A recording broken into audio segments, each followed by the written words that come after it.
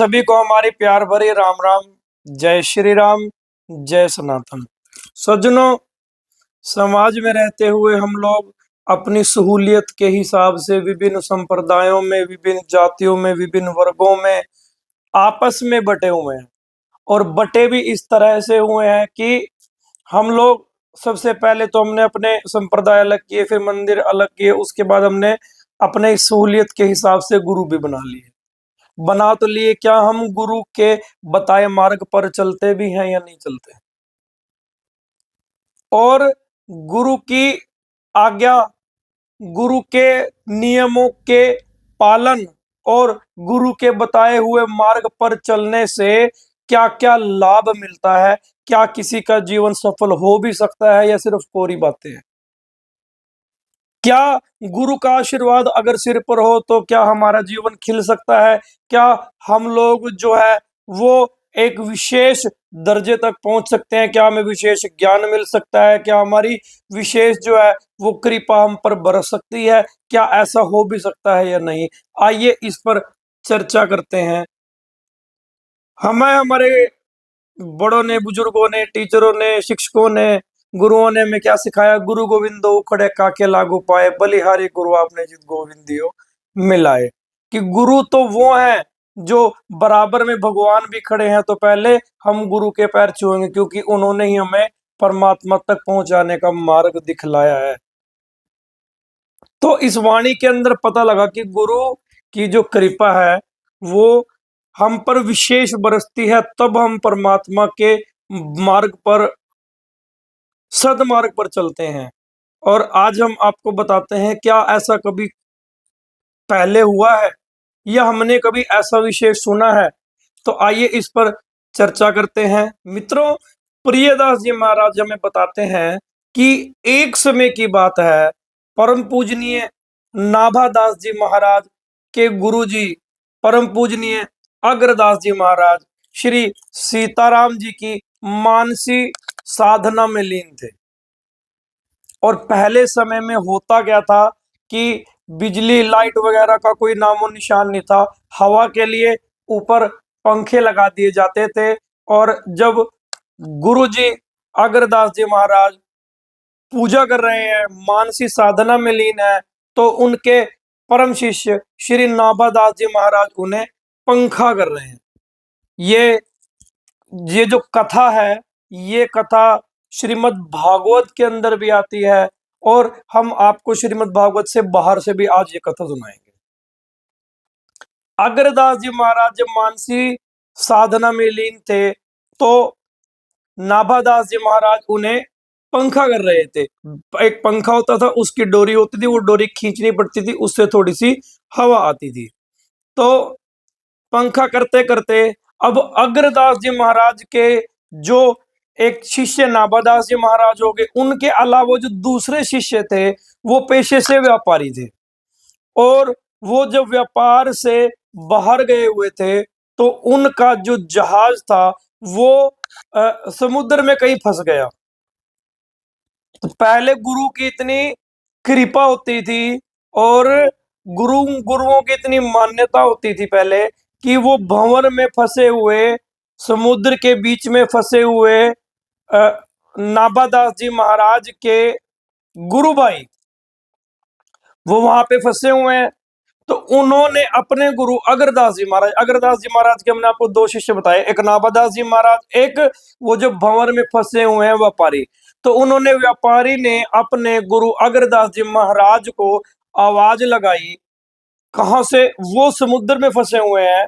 उन्होंने आवाज लगाई, उन्होंने ये बोला कि प्रभु, मैं भंवर में फंस गया, मुझे बचा लो।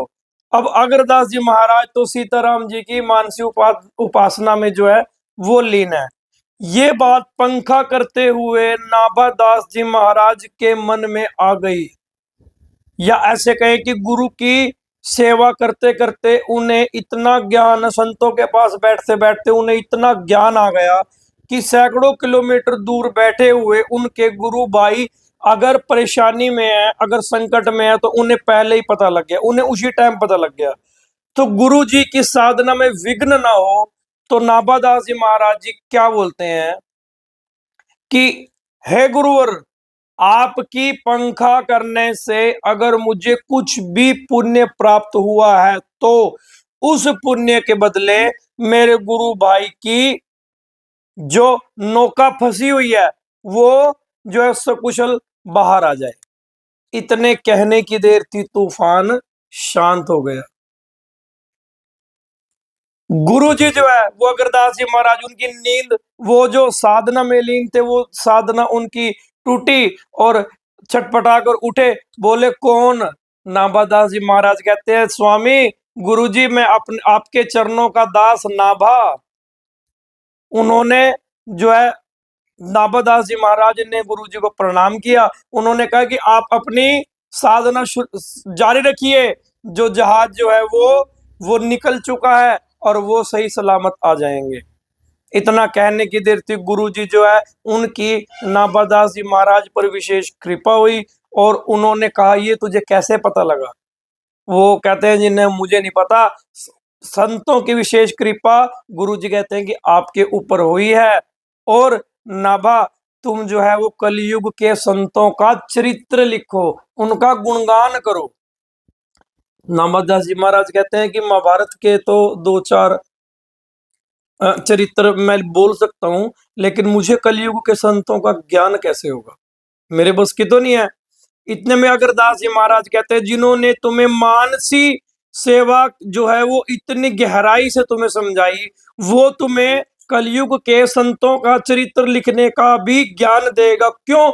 क्योंकि कलयुग के अंदर जो भक्त हैं, अगर उनकी चर्चा भगवान तक नहीं पहुंचेगी, समाज में नहीं पहुंचेगी, हर व्यक्ति गुरुओं की, संतों की, भगवान के प्यारों की चर्चा को नहीं सुनेगा, तो कलयुग में जो व्यक्ति है वो परमात्मा से दूर हो जाएगा।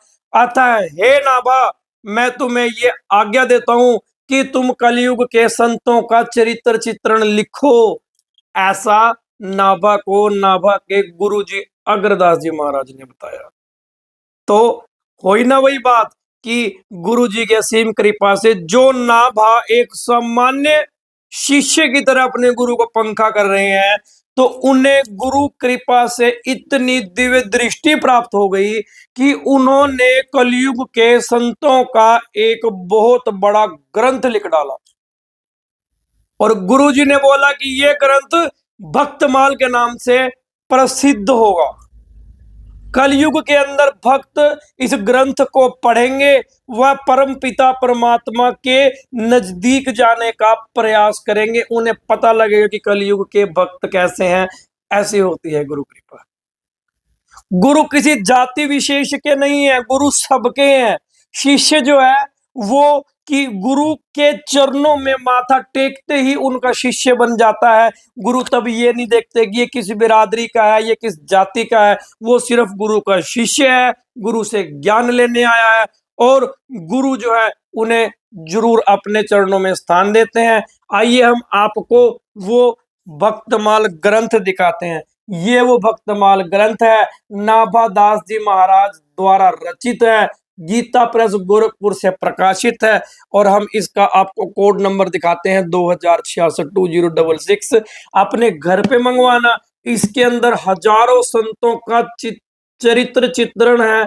वो ऐसे ऐसे संत हैं जो कलयुग के अंदर भी है, कलयुग से पहले भी है, सतयुग, द्वापर, त्रेता, कलयुग, सभी जो है संतों का, मैक्सिमम संतों का चरित्र जो है इसके अंदर लिखित है। और प्रियदास जी महाराज की भक्ति रस बोधनी द्वारा इसमें टीका भी की हुई है। तो ये ग्रंथ लाके पढ़ें, सुबह शाम इसको जरूर पढ़ें। और इस ग्रंथ के अंदर जो आपको रस मिलेगा वो आपको परम पिता परमात्मा के श्री चरणों में लगाने का जो है वो कार्य करेगा। तो ये आज की छोटी सी वीडियो ने आपको ये बताया कि गुरु की कृपा जो है वो शिष्य पर कभी भी किसी भी समय बरस पड़ती है। और शिष्य जो है वो संतों के पास बैठ के, गुरुओं के पास बैठ के, महात्माओं के पास मात्र बैठने मात्र से ही उन्हें जो है वो दिव्य दृष्टि प्राप्त हो जाती है, जो समाज में सामान्य व्यक्ति को नहीं मिलती। आज के हमारे जो विचार थे, वो आज की जो हमारी चर्चा थी, वो भी और आज का अगर हमारा बोलने में कोई कमी रह गई है, उस कमी को आप क्षमा करते हुए आप इस वीडियो को अधिक से अधिक शेयर करेंगे। हाँ, बोलने में कमी रह गई है, हमें क्षमा करेंगे। और अगर आपको वीडियो अच्छी लगती है तो वीडियो को अधिक से अधिक शेयर करने के बाद आप वीडियो को सब्सक्राइब करना मत भूलिए। जय श्री राम, राम राम।